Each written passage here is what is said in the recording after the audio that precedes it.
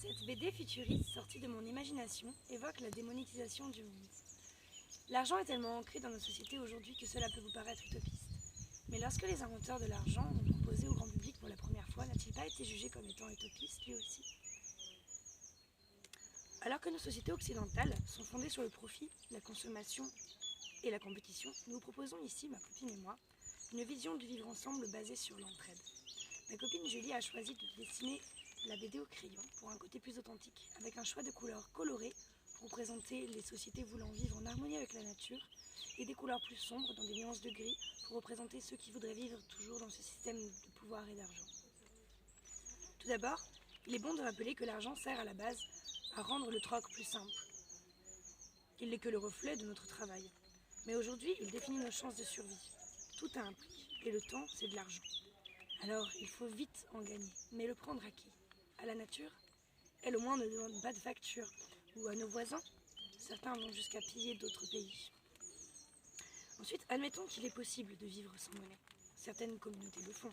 Puis, collectons des données statistiques sur les besoins, les processus de fabrication, les plantes médicinales et rendons tous ces savoirs libres. Réunissons et mettons à disposition des outils, des machines pour le commun. Réapprenons à réparer, travailler la terre, à communiquer et à se réunir. Puis, le temps n'étant plus un facteur de rentabilité, les acheminements pourraient se faire à nouveau en bateau à voile. En fait, au lieu de travailler toute la vie pour gagner de l'argent, on pourrait localement tous avoir des rôles indispensables au sein de communautés. Sans regarder les heures, sans faire quelque chose de détestable, sans abîmer la planète, nos corps et notre conscience. Sans avoir à vivre en ville, en mettant en parallèle une société matérialiste où l'on juge la puissance de quelqu'un à ce qu'il possède. Comparé à une société plus sage, où la valeur des gens dépend de leur richesse intérieure, laquelle semble la plus viable et durable?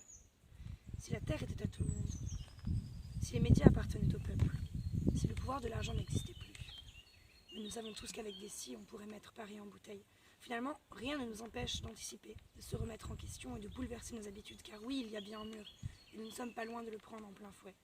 Alors, unissons nos forces pour bâtir un monde résilient et durable, un monde qui donne envie d'avoir un enfant.